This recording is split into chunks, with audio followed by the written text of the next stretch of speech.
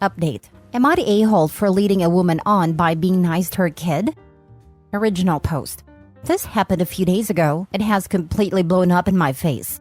I, male 32, was out with friends, and it was one of those situations where people showed up with their friends, and it was a blend of different friend groups. It was a courtyard cafe, so our tables were close by, and we were all occupying a good chunk of the place. I don't make new friends easily, so I was just focusing on my coffee and talking to my friend Katya, female 35, when her friend Marie, female 30, joined our table with her colleague. She is a cute woman with smart looks and a brilliant smile. We started talking, and it was your usual what's your favorite kind of topic. We were discussing cartoons, movies, and books. Apparently, we are both dorks who hide our dorkiness really well. Then, something unique happened. We recognized that we had an audience. Katya and Marie's colleagues were busy with themselves, but there was a young boy sitting with us listening to our conversation, and we noticed him when he chimed in with his own favorite show, Steven's Universe. At first, we looked at each other and then the kid, and then again at each other and laughed. It was so interesting that he had pushed his chair from the adjacent table to our table and decided to join our conversation. So we started talking to him and asked him about his life, friends, and school. Typical stuff. I saw his mother smile at us from the table, so she approved of all this. She was a friend of one of my friends and remained busy with her group. Over the next hour, we basically talked to each other and the kid, and Marie slid her chair a bit closer to me, and we were subtly flirting with each other. When it was time to leave, we exchanged contacts and decided to meet again the next day to see where things go. We are both single and share many interests. The kid's mom, let's call her Brianna, came over and we just exchanged some pleasant greetings. She described how great the kid was, and we all agreed. We all went our separate ways. I did give Marie a hug before leaving. The next day, I got a message from one of my friends saying how rude I was to Brianna, and that if I was not interested in her, I should not have gotten her hopes up. I was surprised because Brianna and I did not talk for more than 15 minutes, and I never showed any interest in her. I did not flirted, and I did not notice if she was flirting either. Not surprising, because that is one of my blind spots. I replied that I did not know what this was about, but I definitely did no such thing. I had plans with Marie that evening, so I kind of forgot about this and hoped that it would resolve on its own. I went out with her and biked together to her home, Common in the Netherlands, and by the time I reached my place, I noticed that I had strings of messages on my phone. Brianna had gotten my contact from my friend and was saying that I was an a-hole for being a father figure to her son. She said that he had not stopped talking about how nice his evening was with me, and how is she supposed to tell him that I had no interest in being in his life. I was leading her on by showing her that I could offer what she was looking for, but then I was playing this game of showing disinterest to make her follow me around as a show for dominance. Apparently, all the podcasts have tuned men into a-holes, and we don't see women as people with emotions anymore. I was literally sitting there with my hand on my forehead trying to make sense of it. Our mutual friend messaged me again and said that she expected better from me. She had found out from Katya that me and Marie had hit it off, and she accused me of being superficial and being a jerk to Brianna because she is a single mother and I should grow up and be more mature.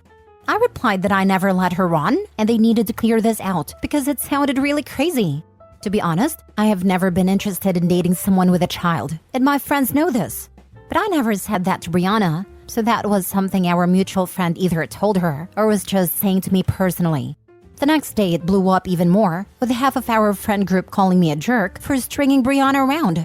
I messaged Katya and asked her what the heck was going on, and she said that she was surprised too. I'd assumed that something happened after we left, and was under the impression that I asked Brianna out and rejected her. I told her that I asked Marie out, not Brianna. I am seriously thinking I have crossed some boundary here by talking to that kid that day, and probably his mom is freaking out because of it. Now for the top comments before reading the update. Not the a-hole. You were just nice to a kid. Doesn't mean you have to go marry his mom. Also, kinda sounds like mom is using the poor kid as a litmus test for dating. Friend group or not, I wouldn't really be okay with my kid just pulling a chair up to strangers and engaging in their conversation, because it's rude. And even if I did think that was okay, I wouldn't think that it automatically meant he was attempting to be a father figure of any kind. People in general aren't nasty and dismissive of kids, but especially not if they're part of an extended friend group. Is any man the kid smiles at a potential suitor? I think you may have dodged a bullet and may need to keep the people agreeing with her at arm's length. Not a litmus test, more like a bait. Throwing the kid out on a line and see what he catches. Not the a-hole. I think the mother was using her kid to get to you, and the plan failed, so she could be trying to guilt you into exchanging numbers by using her son, which is cummy. Sounds like it. OP needs to talk to some folks in person, find out what story's going around. He was obviously talking to Marie, and obviously Brianna's upset that OP was interested in Marie rather than herself. This is a really weird revenge mission for Brianna. The mutual friends being flying monkeys is the most disturbing part. If Brianna is crazy, that's fine, but mutual friends whipping up a mob is bad news. Discussing it in person is the best solution. Find out what story is going around. Brianna sounds unhinged, and I'd be interested to know exactly what she told his friend group, because it had to be more than, "He was nice to my kid," and we chatted for 15 minutes between the hour plus he spent flirting with Marie. Let them know you and Marie were both nice to the kid, who invited himself into your conversation. That doesn't mean that Brianna can expect a threesome or a father for a child out of it. Definitely block Brianna. But if the friends don't remove their heads from Brianna's butt and offer you an apology, I start blocking and ignoring them too. I can just see this nut job with her eyes peeled, looking for potential daddies from any guy with a mile radius of her kid. Not the a-hole. Now for the update. Important background is that I am not Dutch. I'm an expat, and so is Brianna and Ellen. Marie's Dutch, and so is our friend Katja. Some good Dutch people commented and were surprised how this could happen in Netherlands. And they're right. Dutch people are one of the most straightforward people I have ever met. I asked Katja to find out exactly why people think that I led Brianna on, because she was also under that impression. She contacted a few people and got the whole story, and it is crazy AF. The whole thing started a few months ago and was the brainchild of Ellen. I was coming out of a relationship, and she wanted to hook me up with Brianna from the start. I, however, was not ready to jump in and was not very social for the first few months, so the chance never came. Brianna and I have shared talks before, but I was not paying attention, and she never registered in my brain.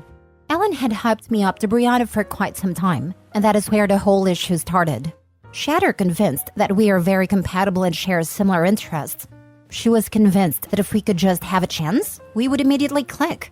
I have no idea why she thinks that, because we are definitely not alike in any way. Not to mention she knows that I don't want to date someone with the responsibility of a child. She just thought that I would rise up, because I am so good with kids. This brings us to the day we were all out and I met Marie. Katja too had similar designs, but she did not oversell me and just brought her along for a nice evening. All this time, Ellen and her group wanted to introduce Brianna to me, but the way I clicked with Marie, they knew they missed the bus. So they sent her kid to our table in hopes of derailing our conversation, because we cannot flirt if there is a kid sitting with us. It was another matter that ended up helping us even more, because his presence removed any first-time nervousness, and we went from verbal flirting to nonverbal.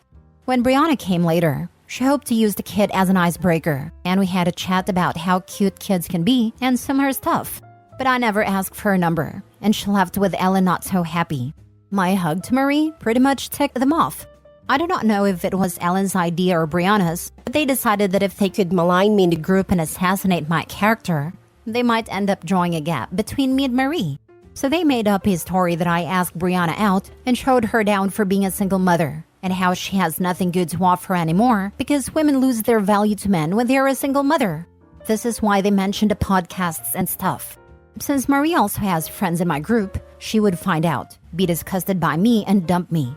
How do we know? One of the people sitting at their table dumped all their beans on Katja.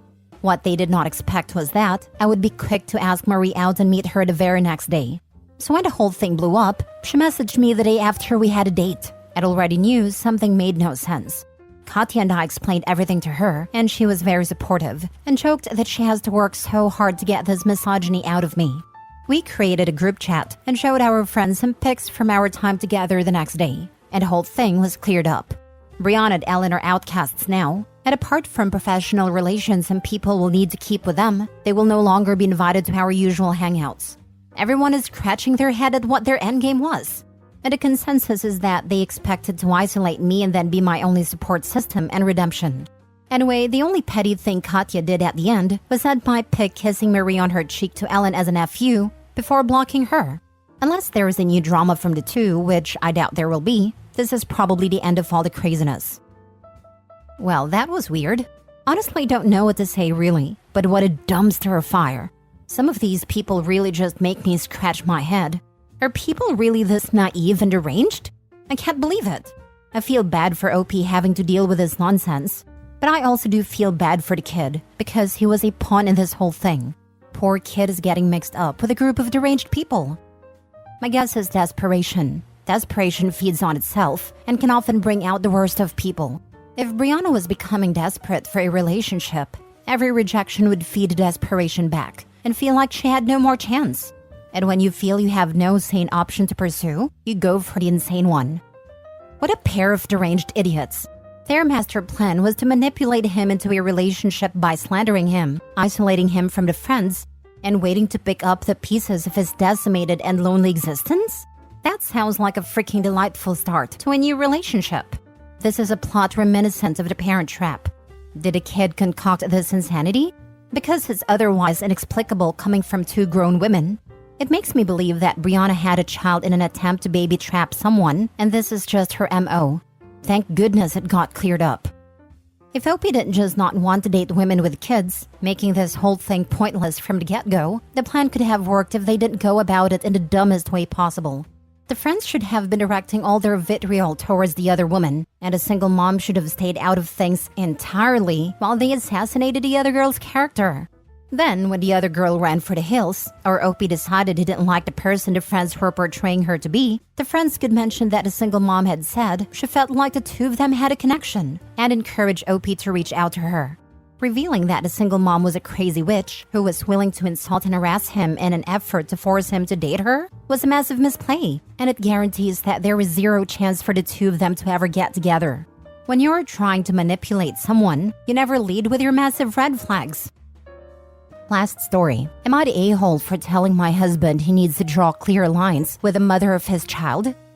My husband has a daughter from a previous relationship. For context, she's 5 years old. Prior to us getting married, my husband and his ex-girlfriend had what seemed like a well-oiled machine when it came to co-parenting their daughter. I've always said I wouldn't date men with children, and I don't have any children of my own yet because I didn't want that extra baggage. But to be honest, it was their co-parenting relationship that passed my mind at ease to become comfortable with the idea of becoming serious about him. I love my husband and his daughter dearly. However, her mother is slowly becoming a pain in my neck. Prior to me being in the picture, all expenses for their daughter have been split 50-50. There were no problems besides the little oddball expenses here and there that my husband had to cover 100%. Again, nothing major. It all started over the summer. My husband's ex-girlfriend wanted to go out of the country for a 2-week trip, and she asked my husband if he could pay for their daughter 100%. At first, he promised that he would, but then it dawned on him that she has been pulling this kind of stunt for a few months now, where all of a sudden she's unable to pay for her portion of their daughter's expenses. I then told her that he will pay for half, as they've both been doing for years. I don't think she was too happy with that, but they went on their trip in summer, and all seemed to be well, until it was time for school. She told him that she will not be able to pay for half of their daughter's tuition as she's been doing, along with her portion of the household expenses for the home that she shares with her daughter, which essentially means that he is going to be expected to fill the gap. As a result of all that's happening, my husband said that now wouldn't be the best time for us to start our own family, as he would be stretched too thin financially. We have been talking about having a baby for the past few months, and we're about to start trying. Quite frankly, I'm mad that we have to put starting our family on hold due to his ex not being able to pull her weight financially. Am I the a-hole for telling him that he needs to draw clear lines, that his responsibility is his daughter alone and his ex needs to figure out her stuff and start pulling her financial weight again like she's been doing? Now for the comments. Not the a-hole. She suddenly can't pay for childcare expenses right after a 2-week international vacation? Ex-girlfriend has decided to try to squeeze as much money as she can get out of your husband. Pretty much. Guess she figures new wife will help foot the bills for her child now. Of course you're not the a-hole. Better nip this in the bud and make sure it is working before you get pregnant. Don't assume. If she does it once or twice, it will be forever. Maybe you are correct in not wanting to marry someone with kids. Not the a-hole, but they need a formal agreement as to parenting and payment of expenses. If she can't afford the school the child has been going to, then the child can go to public school. He should not be paying for vacations with mom. That is for mom to pay for, or she can leave the child home with him while she goes. This isn't a draw clear lines. It is get a formal agreement and hold her to it. If she can't pay her half of the home, then sell the home and she can figure out her place to live. This comment, not the a-hole. My stepson has bounced between our house and his mother's house a couple of times. On no occasion was either household responsible for paying for the other's vacations, household costs, etc. Child support is there to support the child in daily living needs. If the mother can't afford her house, she needs to downgrade or sell. If she can't afford her half of his school tuition, then the kid can go to public school, or a cheaper alternative that she can afford. If she can't afford a vacation out of her own pocket, then the kid stays with the other parent, or they make different plans that she can afford. Your husband is being taken advantage of, and she's pushing him for all he'll give. I had an ex, and his ex said she needed more child support because her and her boyfriend's rent went up. Of course, he agreed, and I was like, so if you get a new place and your rent goes up, does that mean you can give her less? It was more things like that. The relationship didn't last. Poor guy was such a pushover that he couldn't clearly see it, or he didn't want to.